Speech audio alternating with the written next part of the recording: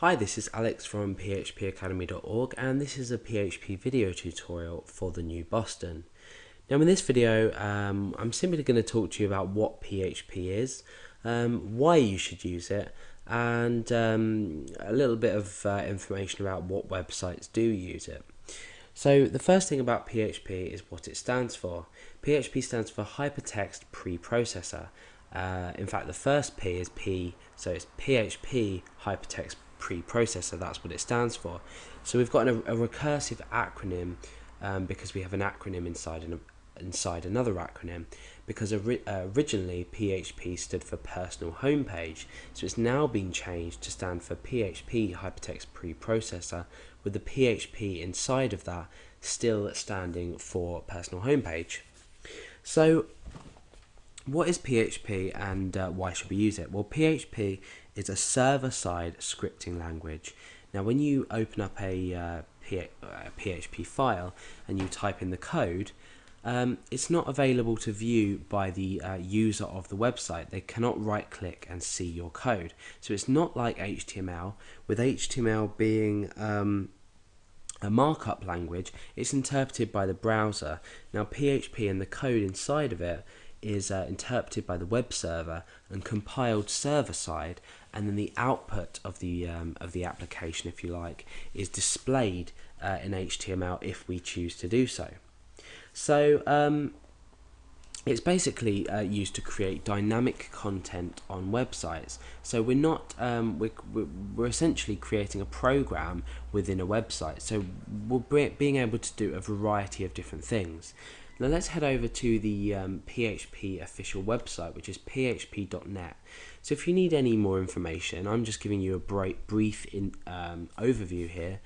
Go over to php.net and you can read some information about PHP as well as news, etc, etc, etc. So we've got a little description about here about what is PHP, and we've got an introductory tutorial.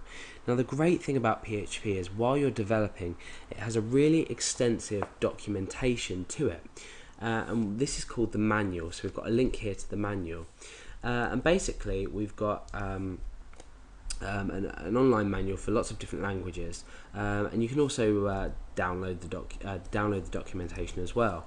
And what the manual will do is we can search in here for, say, function list. For example, we might search for fopen in the functions list, and we see now it returns some information about our function. So we can now go down and look at the different parameters or the arguments it takes, and we can also look at some examples down here. So it's a really extensive list, you can see, of user submitted examples as well. So you can get a really great feel of different functions, not just functions but everything inside PHP from this PHP manual. So what kind of websites use PHP and why do they use it? Well, Facebook, for example, use PHP. What we're doing is with Facebook, it's a social networking website that's storing lots of data in a database. So what we can do with PHP is we can combine PHP with a database system, and we typically do this with MySQL. And certainly in the tutorials that I create, I use MySQL because MySQL is one of the wideliest used and powerful and fastest databases around.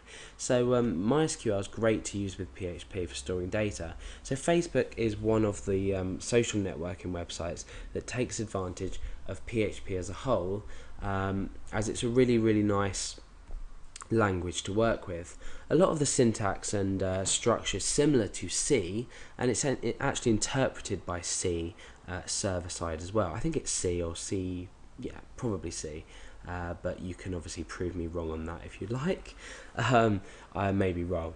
But yeah, this is a brief overview of PHP. So if you're thinking about getting started in it, follow the tutorials that I've created, and you can begin to start creating dynamic websites, and you'll actually start to realize how easy PHP is, the fundamentals of it anyway. We can start going into sort of the object-oriented programming side of PHP, which is slightly more difficult because some people struggle with object-oriented programming. So we do have the object-oriented programming functionality within PHP, and this was added from PHP version 5, I believe, in about 2004. So we can use object-oriented programming inside PHP as well as recursive not recursive, procedural programming as well, so procedural structure to our code. So that's a brief overview of PHP. It's a really, really great language to learn, and it's really, really widely used on the web today, so it's definitely worth it.